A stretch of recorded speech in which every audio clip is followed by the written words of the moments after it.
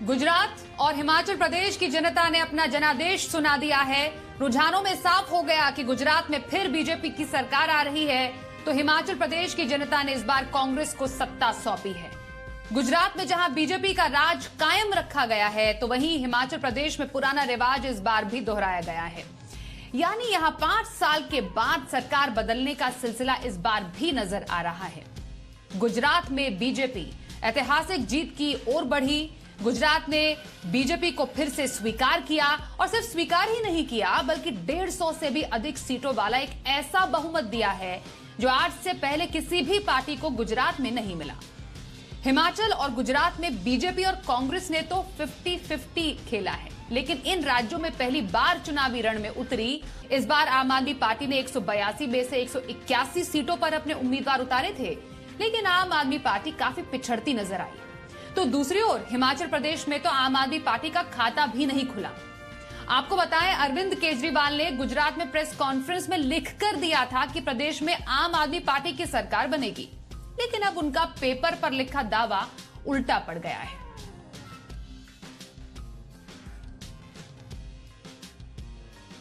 तो आपको सबसे पहले अब दिखाते हैं नतीजों को लेकर मौजूदा तस्वीर क्या है। मेरे साथ मुंबई स्टूडियो से मेरे सहयोगी दीपक यादव है।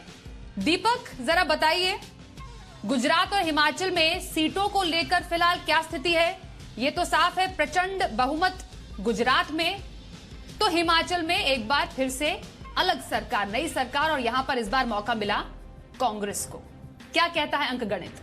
बिल्कुल स्वाति, आपने जैसा बताया कि गुजरात में कमल ने कमाल किया है, लेकिन अगर हिमाचल की बात करें तो हिमाचल में कांग्रेस के पंजे ने कमल को मसल दिया है।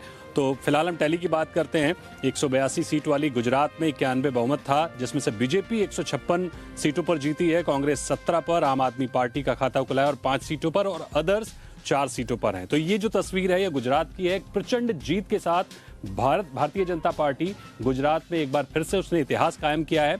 और हिमाचल प्रदेश की बात कर लेते हैं, जो कि 68 सीटों वाली विधानसभा है, जहां पर 34 सीटें बहुमत के लिए चाहिए थी। बीजेपी यहां पर 25 सीटों पर जीती है, कांग्रेस 40 सीटों पर, आम आदमी पार्टी का खाता ही नहीं खुला है, 0 है, और अदर्स यानी अन्य 3 सीटें जीती हैं। तो हिमाचल प्रदेश में कांग्रेस आगे बढ़ती हुई दिख रही है और कांग्रेस तेजी के साथ एक बार फिर से इतिहास दोहराती हुई दिख रही है।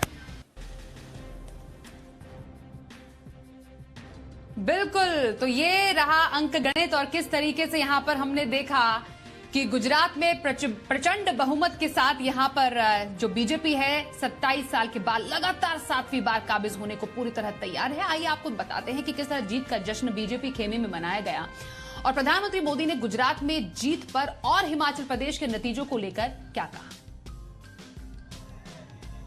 और विशेष रूप से मैं गुजरात की जनता को भी नमन करता हूं। चुनावों के दौरान मैंने गुजरात के भाई बहनों और युवाओं से कहा था कि इस बार नरेंद्र का रिकॉर्ड टूटना चाहिए, और मैंने वादा किया था कि भूपेंद्र नरेंद्र का रिकॉर्ड तोड़े, इसलिए नरेंद्र जी जान से मेहनत करेगा।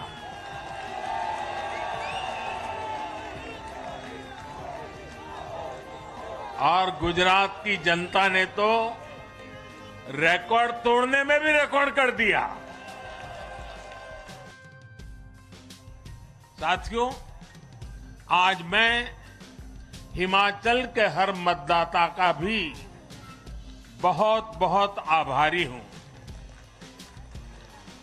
जैसे अभी नड्डा जी बता रहे थे, हिमाचल के चुनाव में 1% से भी कम अंतर से ये हार जीत का फैसला हुआ है।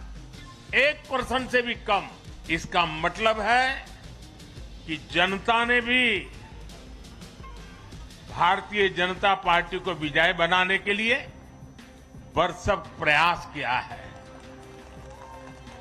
मैं हिमाचल की जनता को आश्वस्त करता हूं कि भाजपा भले ही 1% से पीछे रह गई, लेकिन विकास के लिए हमारी प्रतिबद्धता 100% रहेगी। आइए अब चुनावी नतीजों का 360 डिग्री विश्लेषण करते हैं और बेहद ही खास पैनल इस वक्त हमारे साथ मौजूद है। एक एक करके सबका परिचय करा दें। बीजेपी प्रवक्ता शायना एनसी, कांग्रेस के प्रवक्ता प्रोफेसर अजय उपाध्याय, आम आदमी पार्टी गुजरात के प्रवक्ता नितिन बारोट, वरिष्ठ पत्रकार अनिल आनंद और वरिष्ठ पत्रकार पुष्पेश पंत हमारे साथ हैं। आप सभी का बहुत स्वागत करते हैं और सबसे पहले शायना एनसी और साथ ही प्रोफेसर अजय उपाध्याय, आप दोनों को बहुत बहुत बधाई गुजरात और साथ ही साथ हिमाचल में जीत दर्ज करने के लिए।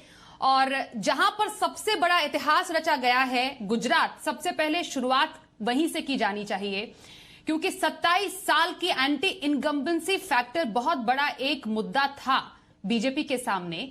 लेकिन जो हमने 2017 में 99 सीटों से लेकर 2022 में 150 प्लस सीट तक का ये सफर देखा बीजेपी का, क्या बदला, कैसे ये मैजिक हुआ, क्या जादू चला, ये मैं शायना इनसे आपसे सबसे पहले जानना चाहती हूं। सबसे पहले मैं एक ही वाक्य में आपका जवाब दूंगी कि एक मैजिकल वर्ड है और वो मैजिकल वर्ड है नरेंद्र मोदी। वो शब्द है नरेंद्र मोदी। जिस जनता ने उनको स्वीकारा है, उन्होंने इतिहास ना सिर्फ देश में, मुझे लगता है विश्व भर बनाए हैं, क्योंकि 32 साल यानी कि नामुमकिन और ऐसे ऐतिहासिक जीत, इससे एक चीज स्पष्ट होता है, एंटी इनकम्बेंसी तब होता है जब कोई सवाल पूछ सकते हैं कि काम हुआ या नहीं। यहाँ एक स्थिर नेतृत्व के साथ एक करिश्मा, एक निष्ठा, जैसे प्रधान सेवक हमेशा कहते हैं कि बहुत सारे वर्ग स्तर है जिसके ऊपर मुझे फोकस करना है, काम करना है। अंत्योदय की बात करें तो देखिए कि लाभार्थी जो है, गरीब से गरीब, किसान हो या महिला या फर्स्ट टाइम वोटर्स, आप यंगस्टर्स की बात करें तो इतने सारे छोटे नौजवान जो पहली बार वोट कर रहे थे 1 करोड़ के तादाद में, उन्होंने भी मोदी जी को दिया। और ये नौजवान वो लोग हैं जो सोचते हैं, समझते हैं और जानते हैं कि यहाँ एक ऐसा नेता है जो भ्रष्टाचार के खिलाफ है, एक ऐसा नेता जिन्होंने महिलाओं को लेके मुद्रा बैंकिंग हो, उज्ज्वला हो, प्रधानमंत्री आवास योजना हो, हर घर हमने देखा है कि शिक्षा, सुरक्षा, आत्मनिर्भरता एक ना सिर्फ कहने की बात लेकिन पहुंचा है। मैं मानती हूं कि भारतीय जनता पार्टी के बड़े से बड़े कार्यकर्ता और छोटे से छोटे कार्यकर्ता की विजय एक तरफ होती है, लेकिन हमें आज गर्व होता है कि हमारे पास एक ऐसे प्रधानमंत्री है जिनके बारे में पूरे देश में एक वातावरण बना है कि इतिहास बनाए, और इतिहास बनाए तो नरेंद्र मोदी जी के साथ बनाए। बिल्कुल शायना, मतलब देश के चुनावी इतिहास में अगर इस तरीके का जनता मैंडेट देती है, मतलब भरोसा है किसी पार्टी पर, इस पर कोई दो राय नहीं है। लेकिन जब हम मोदी मैजिक की शायना बात करें, जिससे पहले मैं बाकी मेहमानों के पास जाऊं, एक छोटा सा मैं आपसे रिएक्शन लेना चाहूंगी क्योंकि 2 राज्यों के विधानसभा चुनाव थे। हिमाचल में कुछ अलग नतीजे सामने आए हैं। क्या वजह रही जो मोदी मैजिक हमने गुजरात में देखा वो हिमाचल में नहीं देख पाए? देखिए, हिमाचल एक बहुत छोटा प्रदेश है और मैं ये भी कहूँगी कि जो जीता वही सिकंदर, और हम चाहते हैं कि विपक्ष भी हो पूरे देश में, लेकिन गुजरात में आप एक बड़े प्रदेश की बात कर रहे हैं जहाँ हर ताकत कोशिश कर रही थी कि थिएट्रिक्स इस्तेमाल करे, फ्रीबी सब्सिडी सॉप्स दे, देखें कि कैसे मोदी जी को हराएं और कैसे भारतीय जनता पार्टी का विनाश करें।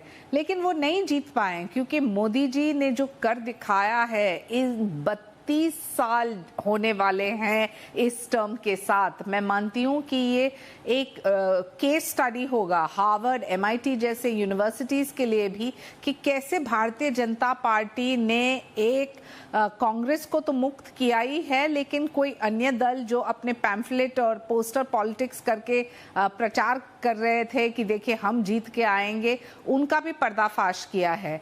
It is a trial and tested model. आज 21वीं सदी में इज़ द परफॉर्मेंस मॉडल, जहां आप परफॉर्म करते हैं तो आपके साथ जनता रहती है, जो आपका परफॉर्मेंस नहीं तो मुझे नहीं लगता है कि आप कभी भी जीत पाएंगे। और रही बात जात पात धर्म के आधार पे लोगों ने वोट नहीं किया, लोगों ने प्रगति के आधार पे किया, और ये बहुत ही बड़ा एक गेम चेंजर है और पूरे देश में मुझे लगता है ये बाकी हमारे जो तमाम एक्सपर्ट्स है शायना, उनका भी जवाब लेना जरूरी यहाँ पर बनता है, क्योंकि अब ये तो अब बीजेपी के कंधों पर और जिम्मेदारी आ गई है। जब जनता ने इतना बड़ा जनाधार दिया है तो अब आगे और भी चुनौतियों से पार पाना पड़ेगा पार्टी को, डेफिनेटली। अब मैं प्रोफेसर अजय उपाध्याय आपके पास आती हूं। क्या हुआ गुजरात में? मतलब पिछले बार की परफॉर्मेंस से और ज्यादा भी पार्टी के पास कम, एक तो सीटें भी, वोट प्रतिशत भी कम। यहां पर नए कांग्रेस अध्यक्ष भी आए, लग रहा था कि हाँ कुछ शायद कुछ एक नई पार्टी के तौर पर शायद गुजरात में एक प्रयास किए जाएंगे, कुछ अलग होगा। लेकिन इस बार पिछले परफॉर्मेंस से और भी ज्यादा डिक्रेडिट परफॉर्मेंस गुजरात में नजर आई। क्या गलत हुआ? स्वाति जी, बेहद परिणाम गुजरात का निराशाजनक है। कांग्रेस पार्टी के खिलाफ 3 तरह की चीजें वहां रही। 3 पार्टियां थी। पहली बात, बीजेपी, आम आदमी पार्टी और एमआईएम का गठजोड़ था। दूसरा, ध्रुवीकरण का खतरनाक खेल था। और तीसरा, राज्य और केंद्र की मशीनरी थी। बावजूद जो वोट शेयर हमको मिला है, कहीं ना कहीं पार्टी के पुनर्निर्माण के लिए हमें सोचना है। और साथ में हमें यह भी सच्चाई है कि जनता ने एक विपक्ष की भूमिका में आज न कल वापिस होने का मौका हमको देगी, ये भी कहीं ना कहीं हमें विश्वास देता है। जहां तक बात गुजरात के बाकी परिदृश्य की बात आप करेंगे तो निश्चित तौर पे मोदी जी का गुजराती फैक्टर काम किया। विकास के जो मुद्दे, जिन मुद्दों को हम लेकर के गए, जो वहां पे पिछले 27 साल में विनाश है, और उन विनाश के मुद्दों पर शायद जनता जो है अंतिम समय में नहीं ध्यान दे पाई और भावुक हो गई, क्योंकि प्रधानमंत्री जी गुजरात से आते हैं। गुजराती बनाम प्रधानमंत्री का जो एक अभियान रहा, उस अभियान में निश्चित तौर पे सफल रहे। भाजपा के साथी को गुजरात के लिए मैं बधाई देता हूं। लेकिन ये भी सच्चाई है पूरे देश में, आज जो रिजल्ट आया है आपने भी देखा। बाई इलेक्शन भी 8 राज्यों में हुए हैं, तकरीबन सभी जगह भाजपा की हार हुई है उपचुनाव में। और हिमाचल प्रदेश जो भाजपा का शासित राज्य था, कांग्रेस का शासित राज्य, इस पूरे चुनाव में दोनों नहीं थे।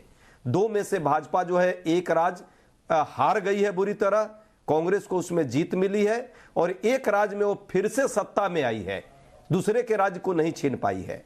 यह दर्शाता है कि भाजपा से अभी भी महंगाई, बेरोजगारी और जो मूल मुद्दे हैं, जो देश के मुद्दे हैं, जो देश के विकास के मुद्दे हैं, जनता के मुद्दे हैं, उन मुद्दों पर भाजपा से लोग नाराज हैं।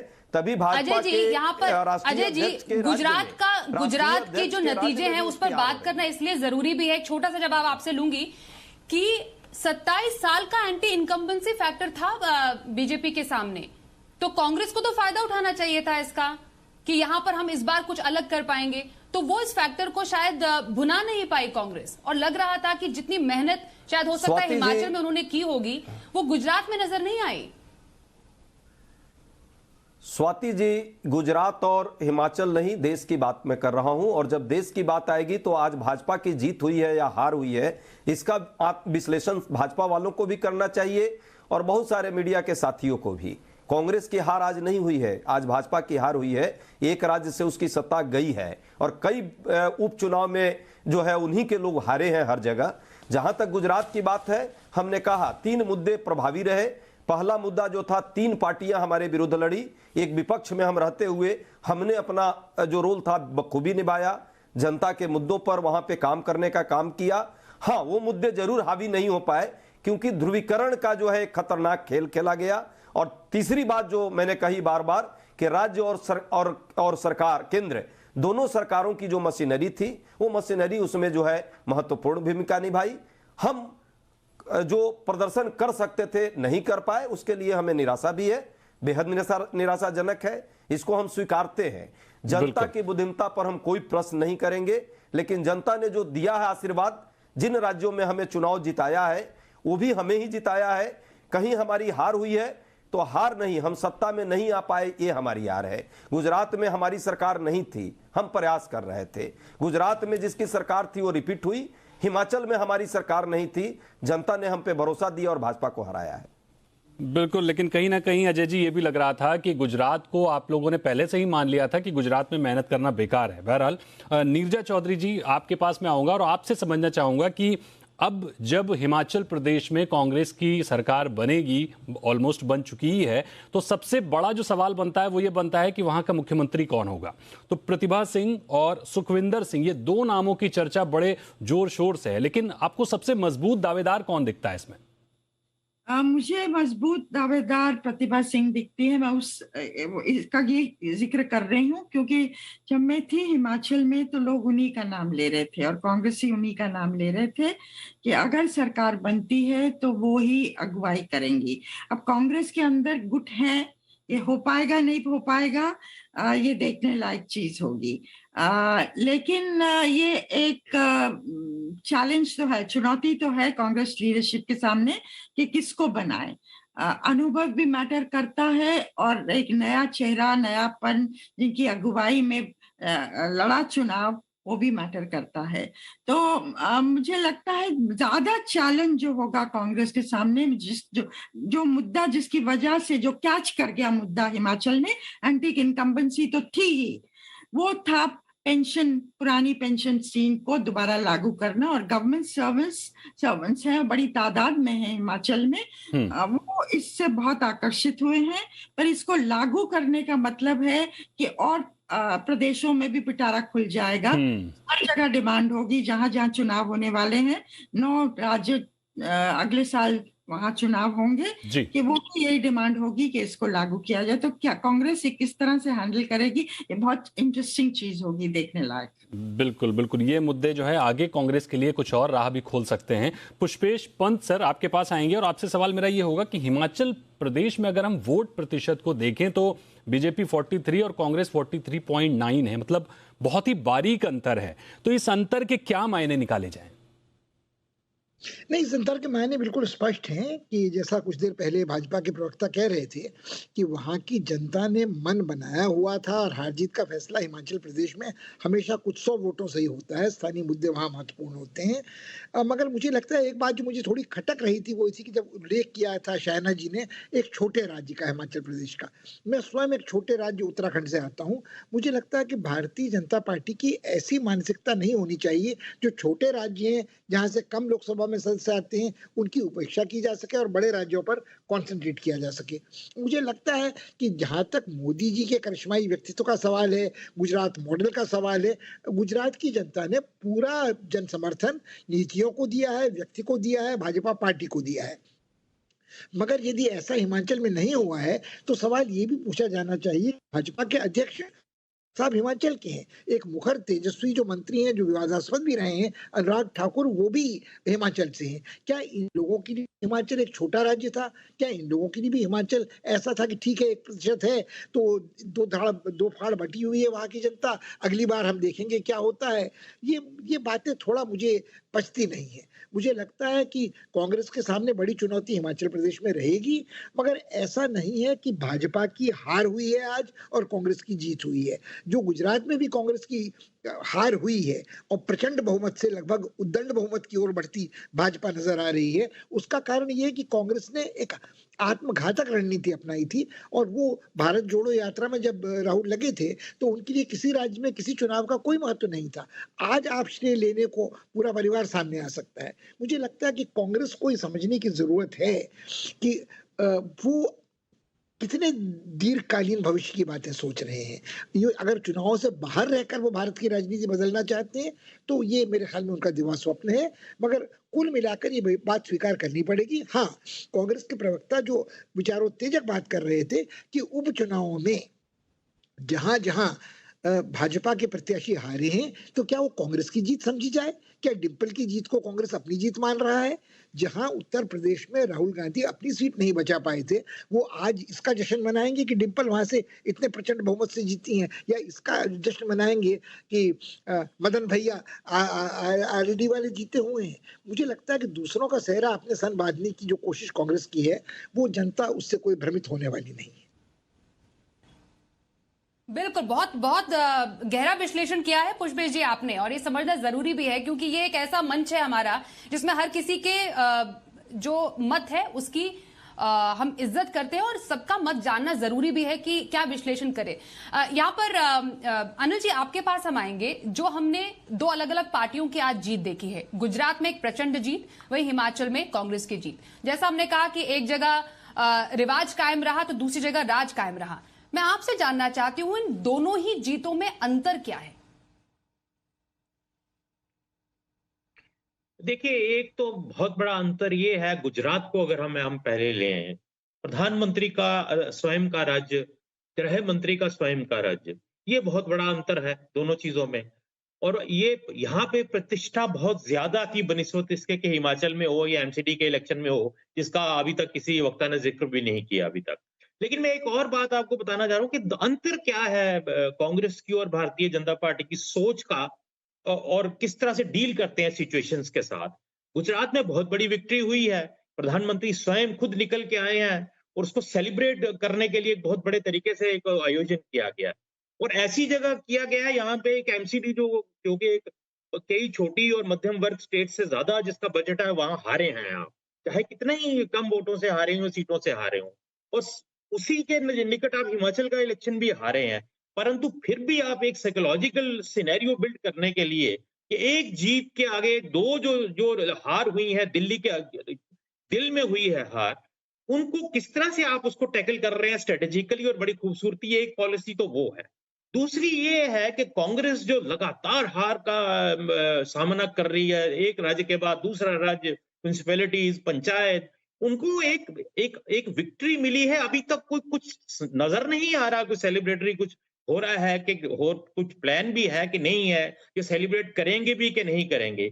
एक तो ये दो इस सोच को और पॉलिसी को और लाइन ऑफ एक्शन को समझना बड़ा जरूरी है कि किस तरह से भारतीय जनता पार्टी आज के स्ट्रेटेजिस्ट जो हैं, हर सिचुएशन को किस तरह से खूबसूरती से टैकल करते हैं, और कुछ अगर कमी रही भी हो तो किस तरह कवर अप करके आगे निकल जाते हैं, कमी को भी कामयाबी में कन्वर्ट करने में बड़ी उनको माहिरता हासिल है। तो ये जानना भी बहुत जरूरी है। और जहां तक आपने कहा कि और क्या अंतर है उन विक्ट्रीज में अंतर ये है कि गुजरात में क्योंकि प्रधानमंत्री वहां के हैं और अमित शाह जी भी वहीं के हैं, तो पार्टी एकजुट थी। हिमाचल में भारतीय जनता पार्टी में अंतरकला कांग्रेस से ज्यादा थी। बहुत कोशिश भी हुई, कुछ चीजें लीक भी हुई कि किस तरह से प्रधानमंत्री जी ने स्वयं फोन करके कुछ रिबेल्स को बैठाने की कोशिश की, लेकिन नहीं हो पाया। लेकिन अंततः मैं ये मानता हूं, जो शाइना जी ने शुरू में कहा, उन्होंने तो सब सवालों का जवाब दे दिया। जब उन्होंने आपने पूछा कि क्या कारण है, तो उन्होंने एक ही जवाब दिया, नरेंद्र मोदी जी एक बहुत बड़ा कारण है, और वो फैक्ट है। अगर गुजरात में इतना मैजिकल फिगर आया तो नरेंद्र मोदी जी की वजह से, अगर दिल्ली में 100 वार्ड्स में जीते तो मोदी जी की वजह से, क्योंकि दिल्ली में हम रहते हैं, हमें मालूम है कि कितनी अंतरकला थी भारतीय जनता पार्टी के ऑर्गेनाइजेशन में, और किस तरह से तैयारी थी इलेक्शन की या नहीं थी। और अगर 25 सीटें हिमाचल में आई हैं तो भी ये सेहरा नरेंद्र मोदी जी के हाथ में है, अन्यथा अगर वो उनका नाम ना हो तो शायद ये भी नहीं होता। तो इसलिए ये अंतर दो राज्य में जो आपने पूछे, मुख्यतः से ये अंतर समझ में आता है। और एक अंतर और जो कांग्रेस के पॉइंट ऑफ व्यू से हिमाचल में मैं पहले कहूंगा, वो ये था कि कांग्रेस की कोऑर्डिनेशन, बड़ी हैरानगी की बात है कि जिस तरह से डिसाइडेड होके हर चुनाव उन्होंने लड़ा है, उससे हटके उनकी कोऑर्डिनेशन बड़ी अच्छी थी। और एक की फैक्टर जो किसी डिबेट में आया नहीं है अभी तक, की फैक्टर ये रहा कि वीरभद्र सिंह जी की लेगेसी को उन्होंने बड़ी खूबसूरती से और बड़ी स्ट्रेटेजिकली बनाया उन्होंने। अन्यथा कांग्रेस की ये पॉलिसी रहती है कि काफी शानदार तरीके से आपने बताया कि किस तरह से ये जो जीत है दोनों का अंतर स्पष्ट कर दिया आपने। मेरा सवाल अनिल बरोट साहब से होगा। अनिल जी, एक सवाल जिसको हम पिछले कई चुनावों से देखते आ रहे हैं, माफ कीजिएगा नितिन बारोट जी, हमने कई पिछले चुनावों से उस सवाल को हमेशा उपजते हुए देखा, लेकिन इस चुनाव में वो सवाल बिल्कुल नदारद है, किसी की जुबान पर नहीं है। वो ये है कि क्या इस बार ईवीएम बिल्कुल ठीक चल रही थी, ईवीएम ने बिल्कुल किसी तरह का कोई गड़बड़ी नहीं की? बिल्कुल बता दें कि ईवीएम के लिए तो हम बात नहीं कर रहे, लेकिन आज जो आप बता रहे हो ईवीएम लेके, क्योंकि वो धीमा चल रहा था, और आप अगर बात कर रहे हैं तो लास्ट 1 घंटे में भी जो मतदान हुआ था वो भी बहुत भारी मात्रा में हुआ था। तो उसके लिए भी हम ऐसा बोल नहीं रहे कि ईवीएम में गड़बड़ी थी या जो भी है। जनता ने आज अपना जो मताधिकार का उपयोग करके जो देना था, विजय का श्रेय भाजपा को दिया है, आम आदमी पार्टी को भी 5 सीट जिताई है, लेकिन 40 लाख वोटर जो रहे गुजरात के, उन्होंने भी आम आदमी पार्टी को आज जो गुजरात अमित शाह जी और मोदी जी का गढ़ माना जाता है, जहां पे भाजपा का अभेद किला है, उसको आम आदमी पार्टी ने आज भेद के एक नेशनल रिकॉग्नाइज पार्टी का दर्जा हासिल किया है। वो हमारे लिए सबसे बड़ी बात है और गुजरात की जनता का हम आभार भी करते हैं कि हमें इसके लिए बहुत मतलब सराहना करते हैं कि उन्होंने इतना 40 लाख वोट दे दिए और हमें नवाजा और एक आशा की नई किरण जगाई कि गुजरात में भी बिल्कुल ये बिल्कुल आपने सही कहा कि आशा की नई किरण जताई, क्योंकि वैसा ही कुछ बयान केजरीवाल जी की तरफ से भी आया। उन्होंने भी बताया कि अभी किला भेदा है और आगे जीतेंगे। मेरा एक सवाल साइना एनसी जी आपसे होगा, जो आपने एकदम पहले सवाल में ही उसका जवाब दिया था, उसको मैं थोड़ा और आगे बढ़ाते हुए कहूंगा कि बीजेपी में हर चुनाव के लिए क्या प्रधानमंत्री मोदी का ही नाम लिया जाएगा? क्या हर चुनाव के लिए हम प्रधानमंत्री मोदी पर ही निर्भर दिख रहे हैं? मतलब बीजेपी क्या पर्सनैलिटी कल्ट बीजेपी के लिए भविष्य में एक बड़ी समस्या नहीं खड़ी कर रहा है? क्यों नहीं? हमारे पास एक बड़ा नेता है, एक लोकप्रिय नेता है, एक मेहनती नेता है, एक ईमानदार नेता है। तो उस नेता को जनता तक पहुंचना और जनता का जो प्यार है वो भारतीय जनता पार्टी के प्रति तो है ही। आज हमारे पास 11 करोड़ सदस्य है। कोई भी कार्यकर्ता नहीं सोचता है कि हम बड़े हैं या छोटे। बड़े से बड़े मंत्री से लेके छोटे से छोटे कार्यकर्ता, सभी ने अपना काम किया, सभी ने प्रचार किया, हम सब थे गुजरात में। लेकिन जो नरेंद्र मोदी जी के नेतृत्व में हमारी जीत हुई है तो ये सच्चाई है। मुझे नहीं लगता है कि हमें कोई अपॉलॉजी देने की आवश्यकता है, क्योंकि हमारे पास नेतागण की बात करें तो नरेंद्र मोदी जी हो, अमित शाह जी हो, जिन्होंने कितना काम किया गुजरात में, नड्डा जी जो स्वयं पार्टी के अध्यक्ष के बावजूद उन्होंने पूरे देश में जो प्रवास किया। मैं मानती हूं कि इतने सारे बड़े नेता हैं लेकिन छोटे कार्यकर्ता ने भी काम किया है। लेकिन स्वाभाविक रूप से जब आपके पास एक नेता होता है जिनका इतना प्यार है जनता का, तो उसका फायदा तो होगा ही। और मैं सिर्फ ये कहना चाहती हूँ कि मैंने शुरुआत में भी कहा कि प्रजातंत्र लोकतंत्र की खूबी ये है कि हार और जीत होती है, लेकिन ये इतिहास है। फर्क सिर्फ इतना है, जो कोई भी पार्टी 32 साल सत्ता में रह सके तो ये इतिहास है। और ये इतिहास जिस ढंग से बनी है, मैं इसमें सिर्फ 2-3 देख रहे हैं तो हिमाचल पर फिर क्या रिएक्शन होगा? सबसे बड़ा टेक अवे है। लेकिन मेरा यही रिएक्शन था। मैंने कहा पहले, जो जीता वही सिकंदर। और मैं नहीं बोल रही हूं कि इंट्रोस्पेक्शन नहीं होगा, क्योंकि भारतीय जनता पार्टी छोटे से छोटे इलेक्शन से बड़े इलेक्शन को बहुत सीरियसली लेते हैं। विचार होता है, विमर्श होता है, सोच होती है। लेकिन सबसे बड़ा टेक अवे ये है कि जात पात के आधार पे लोगों ने गुजरात में नहीं वोट किया, लोगों ने सिर्फ प्रगति की वोट दी। बिल्कुल, और स्वाभाविक है अगर बीजेपी नरेंद्र मोदी प्रधानमंत्री जी के नाम को लेकर आगे, उनके चेहरे को आगे रखकर अगर चुनाव लड़ती है तो उसमें कोई बुराई नहीं है। पर नीरजा जी, आपसे समझना जरूरी है, जिसका आपने जिक्र भी किया था अभी कुछ समय पहले, कि जो ये प्रचंड जीत हमें गुजरात में बीजेपी की दिखी है या फिर कांग्रेस हिमाचल में आई है, ये जो एक मोदी बनाम आगे पार्टी या फिर कौन सा चेहरा वाली जो लड़ाई है, ये समझना जरूरी है इस परिप्रेक्ष्य में कि आगे आने वाले 9 राज्यों के चुनाव, हम 2023 में कई राज्यों में चुनाव देख रहे हैं। राजस्थान का है, मध्य प्रदेश है, छत्तीसगढ़ है, कर्नाटक है, 2 में बीजेपी की सरकार है, 2 में कांग्रेस की है। फिर 2024 में तो हम जनरल इलेक्शन में ही चले जाएंगे। मोदी की काट, नरेंद्र मोदी की काट क्या विपक्ष ढूंढ पाया है? जिस तरीके से अभी हम एक कांग्रेस के रिवाइवल के तौर पर अगर हम देख पा रहे हैं कि हाँ, एक भारत जोड़ो यात्रा निकाल रही है कांग्रेस, राहुल गांधी जमीनी स्तर पर लोगों से जुड़ने का काम कर रहे हैं, क्या ये जो एक फिर से खड़ा करने की कोशिश पार्टी की हो रही है, ये आपको नजर आ रही है आने वाले समय में सफल पार्टी के लिए हो पाएगी? आप कांग्रेस के बारे में पूछ रही है ना, एक चीज मैं कहना चाहूंगी उससे पहले आने से, कि कुछ लोगों ने जो कहा है ना, ये जीत, इस जीत का महत्व जो है ना, नरेंद्र मोदी का भरोसा है लोगों को उन पे, जो कहते हैं वो करते हैं, भाजपा ने क्या किया, ये सब चीजें लोग गिनाते रहे गुजरात में। मुझे लगता है मोदी फिनोमेनन को समझने की ज्यादा जरूरत है हमें, क्योंकि अगर ये चुनाव तिकोना था और तिकोने की वजह से अगर ये भाजपा सीटें जीतती तो कहानी अलग थी। पर भाजपा ने 4% वोट शेयर इंक्रीज किया है, जो शायना कह रही हैं 27 साल के बाद 4% वोट शेयर ऐड करना ये कम चीज नहीं है। और गुजरात में हुआ है और स्टेट्स में फिनोमेनन उस तरह से नहीं है। हालांकि मैं मानती हूं कि और स्टेट्स में शायद मोदी फिनोमेनन ने भरपाई की है भाजपा की और खामियों की, ये फैक्टर जो है। पर आपका जो सवाल है, क्या कोई और ये इस चेहरे के सामने खड़ा हो पाएगा 2024 में? मुझे नहीं लगता है। अभी तो दिखता नहीं है, ना उस पे सहमति हो रही है।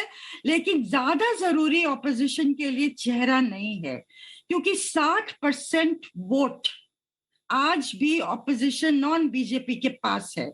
तो हर लोकसभा कॉन्स्टिट्यूएंसी में क्या विरोधी पार्टियां 1-on-1 टक्कर दे पाएंगी भाजपा को? अगर वो कर पाती हैं तो चेहरा जो भी हो बाद में वो अलग चीज होगी। अगर वो नहीं कर पाती हैं तो मुश्किल होगा। तो वो असली चुनौती जो ऑपोजिशन के पास है वो ये है। और मॉडल जो होगा वो स्टेट सत्र, स्टेट लेवल पे भाजपा को टक्कर दें बनिस्बत एक बड़ा फॉर्मेशन, ऐसी सोच चल रही है। और राहुल गांधी का रिस्पॉन्स भारत यात्रा पे बहुत है, मैंने देखा महाराष्ट्र में अपने आप। लेकिन पार्टी उसको परिवर्तित अभी तक नहीं कर पा रही है वोटों में और संगठन की मजबूती में। वो अगेन एक बहुत बड़ी चुनौती है कांग्रेस के सामने। आज 2 राज्यों के चुनाव नतीजे आए हैं, उस पर हम विश्लेषण कर रहे हैं। इस बार के चुनाव नतीजे काफी रोचक हैं। रोचक इसलिए हैं क्योंकि हर तरफ विन विन सिचुएशन है, हर कोई खुश है। गुजरात में बीजेपी खुश है, हिमाचल प्रदेश में कांग्रेस खुश है, और जो पार्टियां इन चुनाव में नहीं थी वो उपचुनाव में खुश हो गई हैं। तो बहरहाल हर जगह खुशी का माहौल है। एक सवाल लेते हैं अनिल आनंद जी आपसे, वो ये होगा कि जिस तेजी के साथ आम आदमी पार्टी बढ़ रही है, क्या वो कांग्रेस का विकल्प बनती हुई दिख रही है आपको?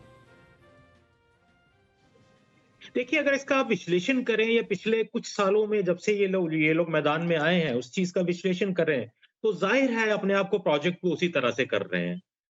उसी तरह का उनका टारगेटेड वोट बैंक भी वही है जो कांग्रेस का वोट बैंक है। उनकी चेष्टा भी वही है कि कांग्रेस के वोट बैंक को छीना जाए, उनको अपने साथ रखा जाए। लेकिन एक स्ट्रेटेजी के तौर पे केजरीवाल जी समय समय पे अपनी स्ट्रेटेजी, अपना गोल पोस्ट बदलते रहते हैं। जैसे माइनॉरिटीज को लेके है, जैसे कुछ इंसिडेंट्स जब हुए उनको लेके उनका क्या स्टैंड है उसको है, जैसे कुछ इश्यूज है जैसे यूसीसी पे क्या स्टैंड होगा आपका, या बिल्किस बानो वाले केस पे क्या होगा। तो ये एक जरूर उनकी वो स्ट्रेटेजिकली शिफ्ट करते रहते हैं। लेकिन टारगेट उनका यही है कि कांग्रेस का विकल्प बना जाए और कांग्रेस का वोट बैंक छीना जाए। और बाय डिफॉल्ट ये उनकी स्ट्रेटेजी जो है भारतीय जनता पार्टी को सूट कर रही है, अभी तक सूट की है जहां जहां भी कई राज्यों में इलेक्शंस हुए हैं। जैसे आज ही की अगर आप बात करें तो 13% वोट शेयर अगर आम आदमी पार्टी ने लिया तो मेजर डेंट जो उन्होंने वो कांग्रेस को ही किया है। इसलिए वो कहीं ना कहीं कांग्रेस को हटा के मेन विकल्प अपोजिशन का मेन फेस बनना चाह रहे हैं। और उसी चेष्टा में शायद वो गुजरात भी उन्होंने बहुत जोर लगाया, हिमाचल भी छोड़ दिया बीच में, कि कहीं ना कहीं वो नरेंद्र मोदी के सामने अपने आप को नरेंद्र मोदी वर्सेस केजरीवाल का एक अक्स सा बना सके, एक सिनेरियो सा बना सके। ये उनकी भरपूर कोशिश डेफिनेटली है, ऐसा लगता है। बिल्कुल बिल्कुल। और कोशिश तो भरपूर की अरविंद केजरीवाल ने, जिस तरीके से तमाम घोड़े उन्होंने मैदान में भेज दिए, कोशिश तो पूरी रही थी। मैं इनफैक्ट यहाँ पर जो हमारे आम आदमी पार्टी गुजरात के प्रवक्ता नितिन बारोट है उन्हीं से जानना चाहती हूँ। नितिन जी, यहाँ पर कोशिश की गई दिल्ली का मॉडल गुजरात में चलाया जाए, जबकि गुजरात का अपना मॉडल काफी ज्यादा फेमस है। और जैसा कि अनिल जी भी कह रहे हैं कि ये जो गोल पोस्ट चेंज करने की आदत है वो शायद पार्टी को नुकसान कर गई।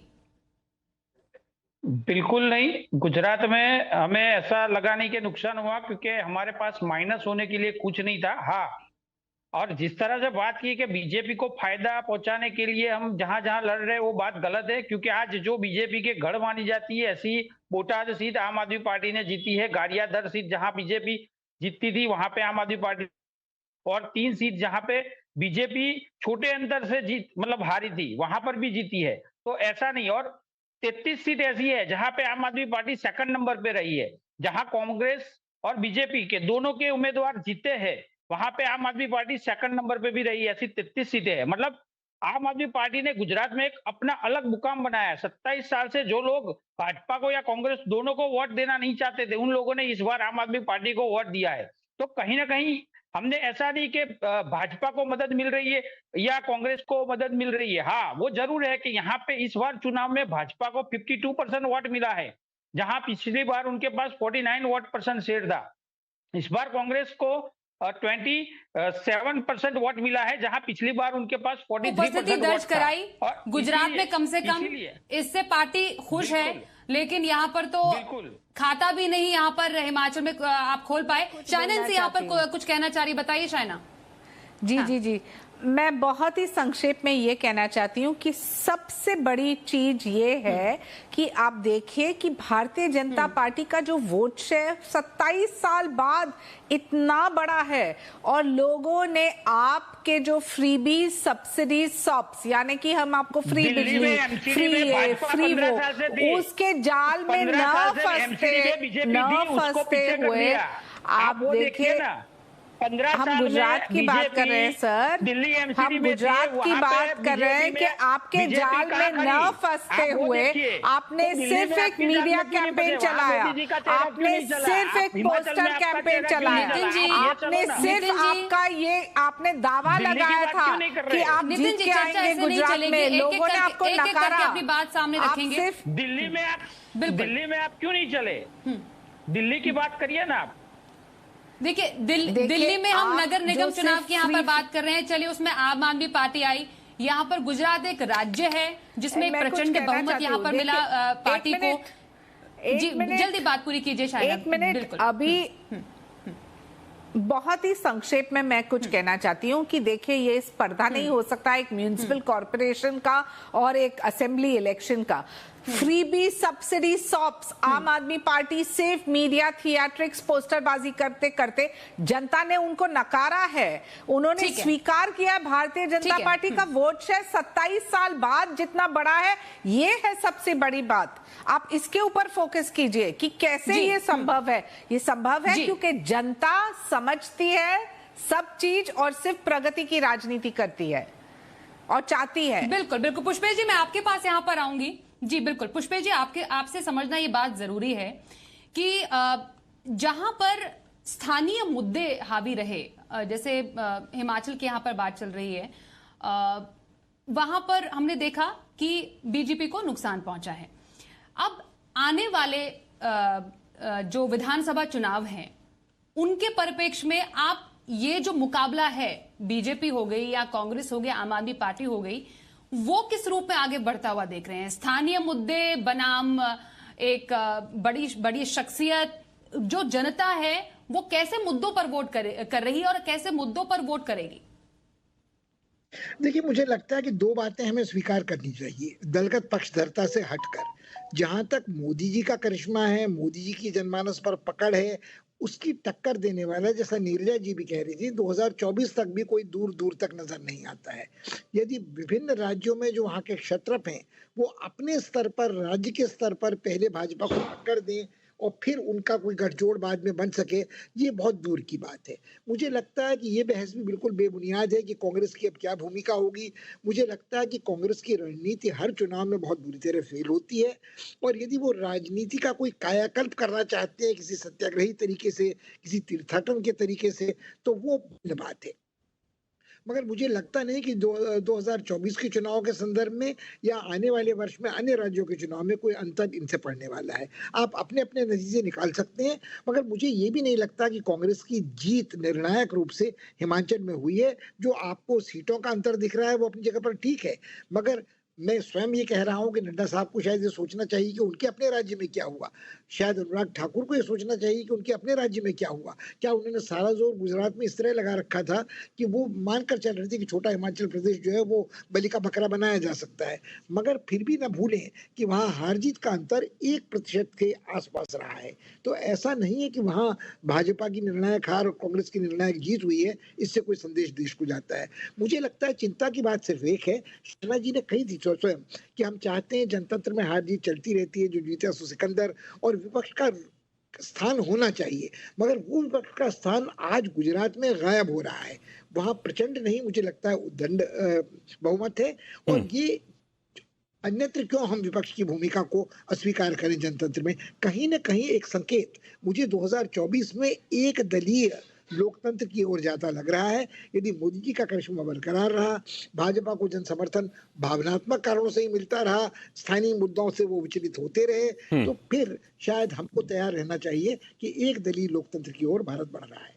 बिल्कुल। मेरा अगला सवाल होगा अजय उपाध्याय जी आपसे, वो ये कि आप हिमाचल पर बात कर रहे हैं, वहां पर आप जीते हैं, आप छत्तीसगढ़ की और राजस्थान की उपचुनाव में भी जीते हैं। जाहिर सी बात है, क्या गुजरात को लेकर आपने पहले से ही अपनी स्ट्रेटेजी को क्लियर कर लिया था कि वहां पर घुसना ही बेकार है, वहां पर मोदी मैजिक ही चल रहा है, वहां से आपने पहले ही अपने हाथ ढीले कर लिए थे? नहीं, मुझे लगता है कि ये कहना ज्यादातरी होगी कांग्रेस के उन लाखों कार्यकर्ताओं के लिए जिन लोगों ने वहां पे ग्रामीण स्तर पर जाके संकल्प यात्रा के साथ जुड़ करके और द्वार द्वार कार्यक्रम किया है। मेरे जैसा छोटा कार्यकर्ता भी जाकर वहां 1.5 महीने लगातार मोरबी से अमरेली और सोमनाथ से लेकर के और सुरेंद्रनगर तक, उधर जामनगर से जूनागढ़ तक, सब जगह हम खुद रह करके वहाँ पे लोगों के बीच रहने का काम किया। मीडिया से लेकर के और कॉर्नर मीटिंग तक की हमारे सभी कार्यकर्ताओं ने, नेताओं ने काम किया है वहाँ। जहाँ तक बात है गुजरात के हार का, निश्चित तौर पे वो निराशाजनक है हमारे लिए और संगठन को भी सशक्त करने की जरूरत पड़ेगी। बहुत सारी कमियां भी हमें दिखी चुनाव के दौरान और रणनीति भी हमारी फेल हुई।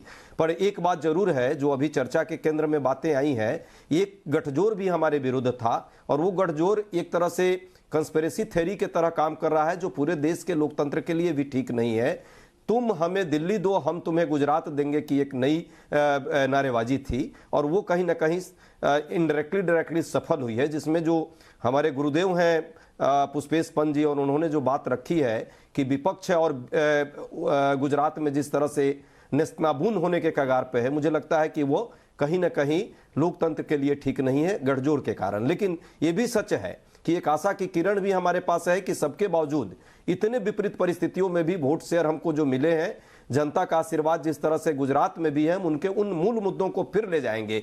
मोरबी में मैं खुद था, मोरबी की घटना का जो वहां पे आंतरिक तौर पे प्रभाव था, ठीक है वो चुनाव में नहीं हुआ हो, लेकिन क्या वो न्याय संगत था? जिस तरह से वहां ड्रग्स की खेती हो रही है एक तरह से, क्या वो न्याय संगत है? ये प्रश्न रहेंगे गुजरात के लोगों के लिए और देश के लोगों के लिए। क्या शराबबंदी के बाद सैकड़ों लोगों की जान गई, क्या वो न्याय संगत है? नहीं है। और उन मुद्दों पर हमारे जैसे कांग्रेस के कार्यकर्ता और कांग्रेस के लोग वहां पे भी लड़ेंगे और देश में भी इन मुद्दों को लेकर जाएंगे। बिल्कुल, जमीनी मुद्दों पर बात जरूर होनी चाहिए। इस पे एक और सवाल मेरा पुष्पेश पंत जी आपसे होगा कि हिमाचल प्रदेश, गुजरात और उपचुनाव के सारे जो रिजल्ट हैं उनको देखते हुए 2024 का समीकरण कैसा बन रहा है, उसको कैसे देख रहे हैं? नहीं, मुझे लगता है बहुत जल्दबाजी होगी कि आज के चुनावी नतीजों पर 2024 की भविष्यवाणियां की जाएं। मुझे लगता है कि अगले वर्ष जब अन्य बड़े राज्यों में, मध्य प्रदेश में और छत्तीसगढ़ में, झारखंड में चुनाव होंगे, तब शायद हमारे लिए सोचने की जरूरत होगी, मध्य प्रदेश में, राजस्थान में, कि क्या प्रभाव पूरे देश की राजनीति पर पड़ेगा। तब भाजपा को ये भी आकलन करना होगा कि कहाँ-कहाँ टक्कर 1% वाली है, कहाँ-कहाँ हार जीत मुद्दों के कारण हुई है। और मुझे लगता है आज जो संकेत हैं वो बिल्कुल स्पष्ट हैं। नीरजा जी से मैं पूरी तरह सहमत हूँ कि हिमाचल प्रदेश में भी शायद जो 25 सीटें आई हैं वो इसी कारण आई हैं कि मोदी जी का कुछ न कुछ प्रभाव सब जगह है और ये इसको नकारना कठिन है। और कहीं ना कहीं जनता ये मानकर चल रही है कि शायद उसके मन की बात मोदी जी कह रहे हैं, भले ही वो एक दलीय जनतंत्र बन रहा हो, भले ही वो संविधान की जो अन्य सत्ताएं हैं उनका निरादर करने वाला प्रशासन हो, मगर मुझे लगता है कि इस बात को नकारना कठिन है कि जनादेश कम से कम गुजरात में स्पष्ट मोदी जी के साथ है। मगर गुर्जर गौरव, पाटनी प्रभुता, ये सारे सवाल क्या तमिलनाडु में चलेंगे, उड़ीसा में चलेंगे, क्या ये मध्य प्रदेश में भी चलेंगे? उत्तर भारत की हिंदी पट्टी में शायद ये चल सकते हैं एक हद तक, धार्मिक भावनाएं, सांप्रदायिक भावनाएं, ध्रुवीकरण, मगर क्या पूरे देश में ये चलेगा? पश्चिम बंगाल, तमिलनाडु, बहुत महत्वपूर्ण आपने यहाँ पर मुद्दे उठाए हैं कि जिन मुद्दों पर गुजरात हिमाचल में चुनाव लड़ा गया, क्या वो बाकी आने वाले जो प्रदेश हैं, चाहे फिर वो कर्नाटक या छत्तीसगढ़ या मध्य प्रदेश हो, क्या यही मुद्दे क्या पार्टियां भुना पाएंगी? आखिरी सवाल अनिल जी आपसे होगा कि यहाँ पर अब जो इतना बड़ा जनाधार बीजेपी को मिला है, चुनौतियां क्या होंगी? क्योंकि जिसके हाथ में पावर होता है उसके पास अकाउंटेबिलिटी भी बनती है, रिस्पॉन्सिबिलिटी भी होती है। चुनौतियां भी तो हैं। देखिए, जनाधार जिसकी आप जो बात कर रही हैं वो गुजरात की बात आप कर रही हैं। गुजरात ने एक नया आयाम क्रिएट किया है भारतीय जनता पार्टी के लिए, कामयाबी का एक नया आयाम क्रिएट किया है। जाहिर है बाकी राज्यों में भारतीय जनता पार्टी के जो नेता हैं, जो रैंक एंड फाइल है, उनकी अपेक्षाएं बढ़ेंगी। इस तरह की परफॉर्मेंस यहाँ भी होनी चाहिए, मोदी जी का वर्चस्व यहाँ भी बनना चाहिए। तो मेरा ये मानना है कि रैंक एंड फाइल और बाकी राज्यों के नेताओं पे तो प्रेशर है, लेकिन इसका प्रेशर मोदी जी के कंधों में भी और होगा कि उनको भी ऐसा ही कुछ करिश्मा करके बाकी राज्यों में भी दिखाना है। एक छोटी सी बात मैं हिमाचल के बारे में कह के अपनी बात खत्म करूंगा। ये दिल्ली मॉडल लेके केजरीवाल जी गुजरात चले गए, पंजाब गए, मान लिया वहां के हालात कुछ और थे, वो किस तरह से हुआ इलेक्शन वो एक अलग डिबेट, लेकिन वो दिल्ली और पंजाब मॉडल लेके बगल वाले हिमाचल में नहीं गए। ये बड़ी एक आश्चर्य की बात है। इसका मुझे लगता है कहीं ना कहीं केजरीवाल जी से इस सवाल का जवाब पूछो। जी बहुत बहुत ये ऐसी चर्चा है जो तो हम काफी घंटों तक कर सकते हैं, लेकिन समय हमें इतनी ही इजाजत देता है। लेकिन बहुत धन्यवाद हम करेंगे शाइना एनसी आपका, आप हमारे साथ शामिल हुई इस चर्चा में। कांग्रेस के प्रवक्ता प्रोफेसर अजय उपाध्याय, आम आदमी पार्टी गुजरात के प्रवक्ता नितिन बारोट हमारे साथ शामिल हुए, वरिष्ठ पत्रकार नीरजा चौधरी, अनिल आनंद और पुष्पेश पंत, आप तीनों का भी बहुत धन्यवाद करेंगे। और साथ ही दीपक हमारे सहयोगी मुंबई से हमारे साथ इस विशेष कार्यक्रम में शामिल हुए, आपका भी बहुत धन्यवाद। तो बिल्कुल सही, जिस तरीके से प्रचंड बहुमत यहाँ पर गुजरात में बीजेपी को मिला, वो अपने आप में इतिहास रचाने में कायम करने में एक बहुत बड़ा हम देख सकते हैं कि उसका योगदान है। पर कांग्रेस की जीत तो यहाँ पर हिमाचल में भी हुई। वहीं अगर कहते हैं ना कि डाइवर्सिफाइड जीत हमने बाकी पार्टियों की भी देखी, अगर उपचुनाव में देखें या बाकी जो नतीजे भी आए, तो इसमें अब आगे आने वाले समय में क्या संकेत मिलते हैं। लेकिन फिलहाल बीजेपी के लिए तो जश्न का माहौल है और कांग्रेस के पास हिमाचल में जश्न का माहौल है।